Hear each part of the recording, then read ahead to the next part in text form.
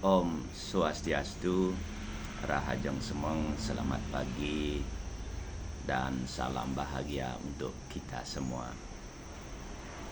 Di pagi hari yang cerah ini, saya mencoba memberikan sebuah pandangan atau perspektif tentang kejadian yang menimpa masyarakat Kabupaten Gianyar, khususnya para petani yang akhir-akhir ini diresahkan oleh serangan hama tikus. Dari perspektif mitologi Hindu, khususnya yang berkembang di Bali, ada cerita bahwa padi adalah titisan Dewi Sri.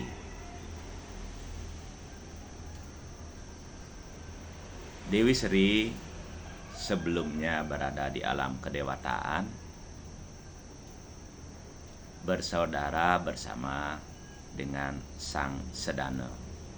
Beliau berdua adalah anak asil Ngredana Ida Batara Siwa atau Dewa Siwa.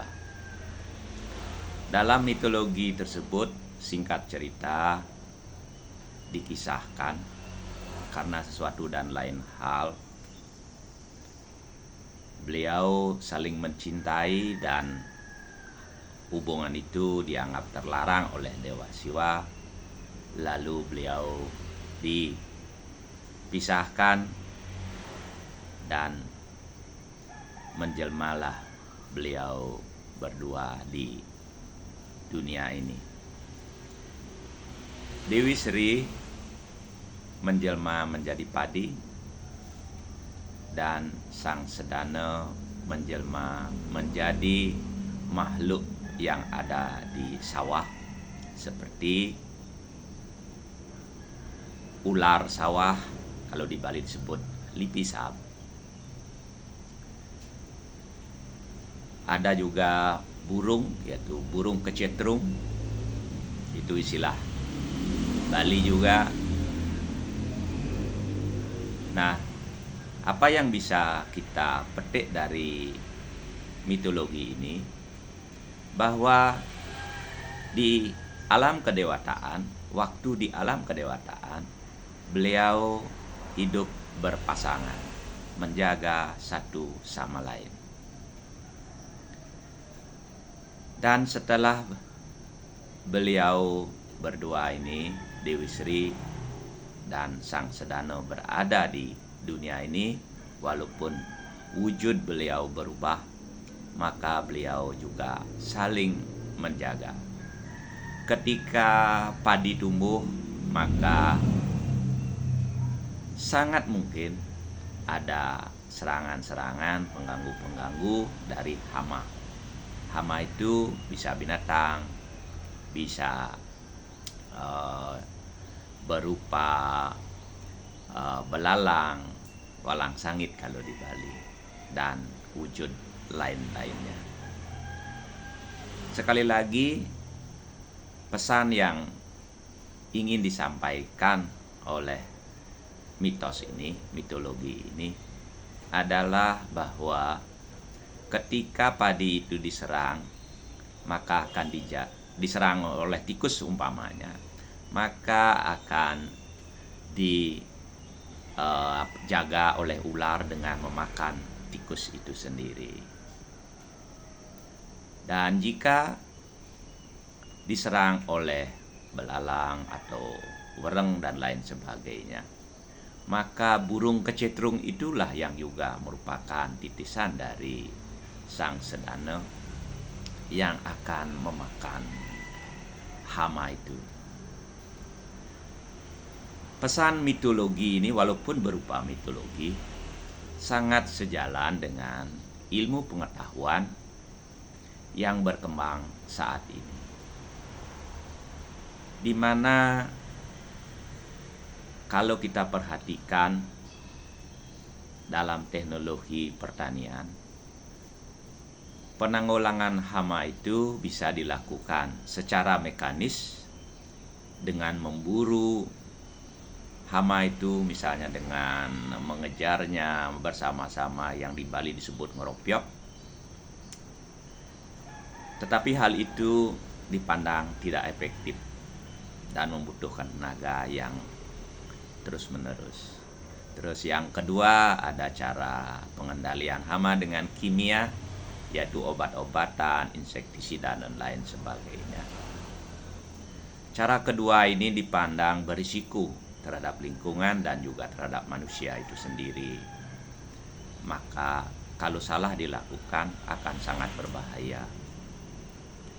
Dan ketiga, ini adalah cara biologi dengan menjaga keseimbangan rantai makanan, dengan menjaga keseimbangan ekosistem.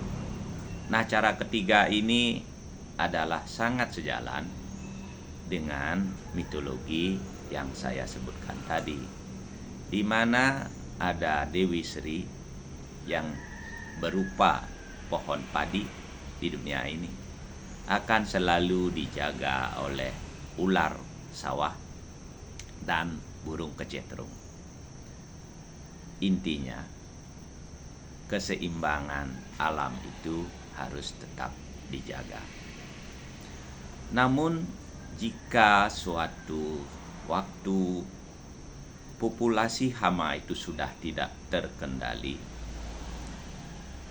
tentu harus ada campur tangan manusia yang segera mungkin untuk mengendalikan keseimbangan ekosistem. Dari kacamata spiritual atau agama, mungkin kita akan merasa bersalah membunuh tikus-tikus itu, hama itu. Namun, karena alasan mempertahankan eksistensi kita, mempertahankan kehidupan kita, karena kita mendapat kehidupan dari padi, maka rasanya tidak salah kalau kita mengendalikan tikus itu. Kita tidak memusnahkan, tetapi mengendalikan, mengurangi populasi.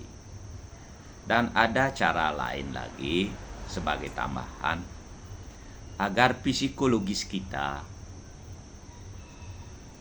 menjadi tenang, tidak merasa bersalah berlebihan, maka lakukanlah ritual sebelumnya.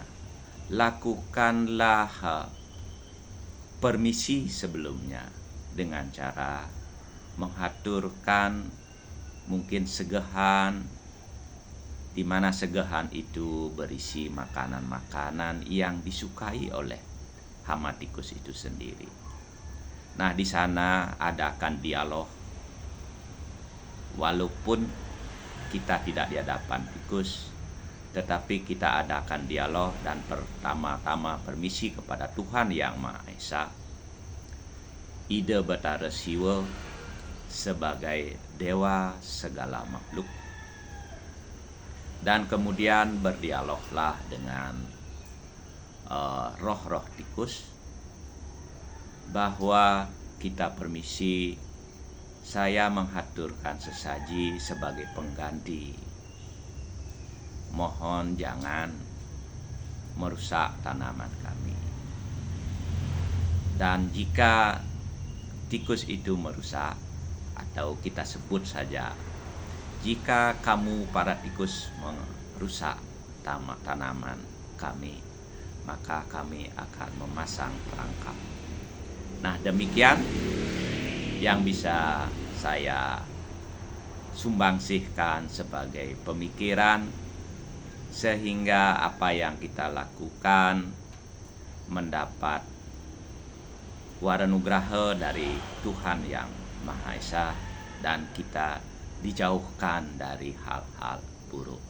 Saya akhiri dengan Paramo Santi. Om Santi Santi Santi Om.